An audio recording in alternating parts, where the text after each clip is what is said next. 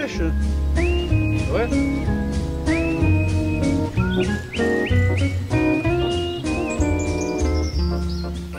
PIAF est un programme financé par l'Agence nationale de recherche.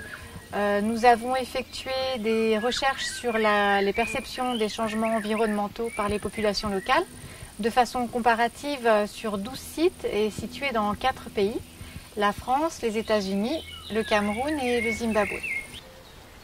Dans chaque pays, nous avons choisi un site rural, un site protégé et un site urbain pour tester le rôle de la connexion à l'environnement dans la perception des changements.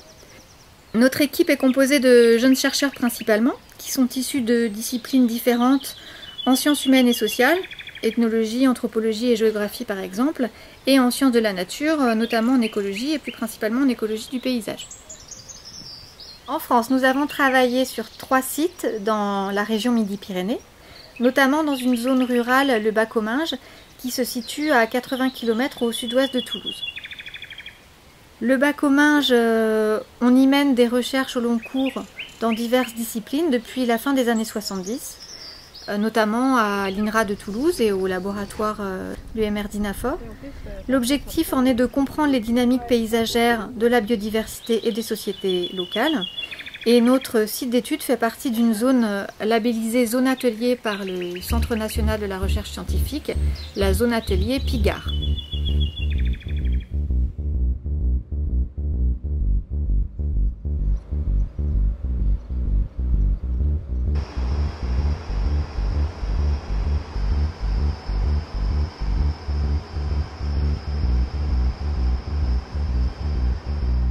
Afin de mieux appréhender les savoirs écologiques locaux et les perceptions des changements environnementaux, nous avons utilisé une méthode de free listing qui consiste à demander à nos enquêtés de nommer en 2 minutes l'ensemble des espèces d'oiseaux, de mammifères ou d'arbres qu'ils connaissent. On était vachement contents. Est-ce que vous pouvez me citer tous les oiseaux que vous connaissez sans réfléchir comme ça en 2 minutes, 2-3 minutes? Les hirondelles, je connais. Les moineaux. Les mésanges. Les bergeronnettes. Les rouges-gorges. Le pivert. Donc une fois la liste terminée, on pose des questions plus précises sur certaines espèces spécifiques qui sont plus pertinentes pour parler des changements. On les a vus disparaître. C'est une des espèces, des animaux qu'on a vu disparaître. Comment tu les as vus? Mais quand j'étais petit, moi, dans les tables chez mes parents, il y en avait plein des hirondelles. Oui. Des nids, mais t'avais quoi, 15, mais même moi, 20 quand je suis arrivée en nids. France en 88, et même en 90, 91, on est tombé dans les pires années à 1 nid. Et là, avant le feu, on était remonté à 3 nids, je pense. Et on était super contents de voir que une année ou 2, il y avait eu 3 nids. Ce qui reste, c'est des ranges en charpente métallique. J'ai jamais vu des hirondelles faire des nids sur des charpentes métalliques. Elles font ça que sur des charpentes en bois.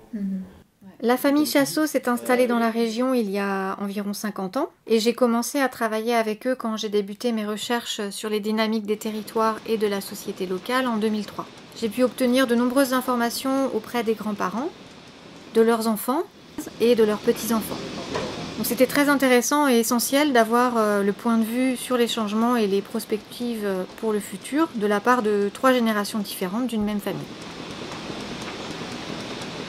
Nous avons effectué des freelistes avec de nombreux agriculteurs, actifs et retraités, mais aussi avec des artisans ou des employés locaux, des nouveaux arrivants, des hommes, des femmes, des jeunes et des plus vieux, et cela sur l'ensemble des 4 pays de notre étude.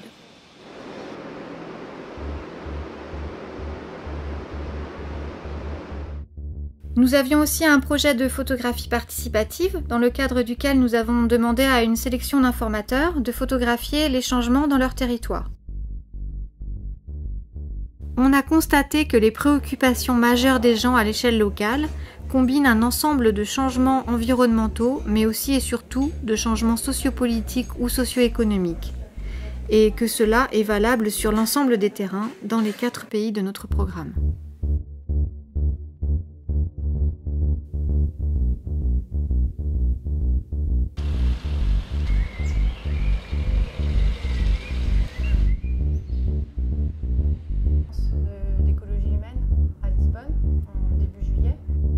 Cette réunion toulousaine a été l'occasion de discuter de l'analyse des données issues des entretiens et des freelistes sur les 3 terrains français. La variable ordre taxonomique et la variable famille taxonomique, là, ça joue un petit peu, mais avant, il n'a pas vraiment pour migrateur, etc. Globalement, on citait des listes d'espèces qui sont globalement différentes de celles des urbains. Parce que tu vois, les deux ellipses là ne se chevauchent quasiment pas, la rouge et la verte. Finalement, oui, il semblerait que tous les acteurs, tous les informateurs urbains, ils étaient plutôt sur la gauche du graphique. Tous les informateurs des zones protégées sont plutôt sur la droite. Donc la différence. Nous avons effectué un important travail de coordination et de réunion pour garder une vue d'ensemble de ce qui se passait sur tous les terrains. Ces réunions étaient trimestrielles à l'échelle de chaque pays, bisannuelles et annuelles à l'échelle de l'ensemble des pays. Nous avons notamment réuni tous les participants lors d'ateliers annuels de 3 jours, dans le cadre desquels nous avons pu partager nos questionnements, mais aussi résultats et avancées, et nous avons pu procéder aux comparaisons de nos données.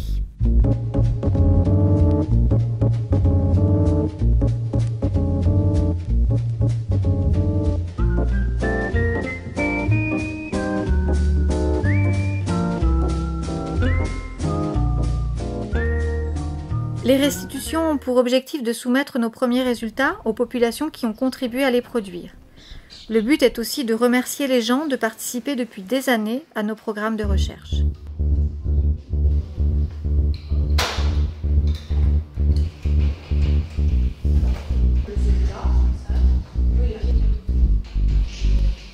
Merci beaucoup d'être venu pour cette deuxième journée de restitution d'un programme de recherche qu'on mène dans la région depuis 4 ans maintenant. Nous avons montré aussi que l'ancrage dans un territoire et la connaissance des milieux par des familles présentes depuis plusieurs générations sur les territoires était un paramètre très important pour comprendre les stratégies d'adaptation des gens aux transformations des sociétés et de leur milieu. On a essayé de trier les photos par thématique. Et on s'est rendu compte qu'il y avait 4 thèmes qui étaient prédominants dans les 2 pays, qui sont perçus par les gens, qui inquiètent les gens, etc. Et sur les différents panneaux que vous avez, on a essayé de mettre en regard les photos du Comminges et les photos du Zimbabwe par thème.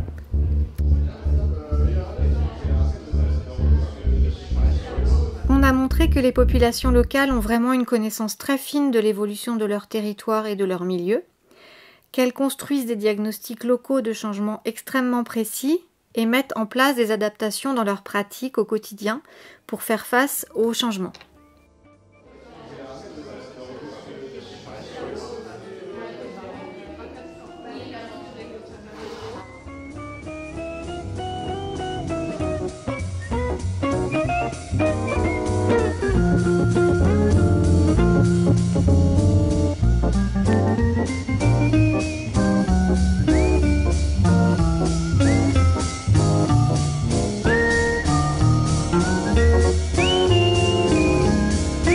Le projet de recherche a associé une dizaine d'unités de recherche.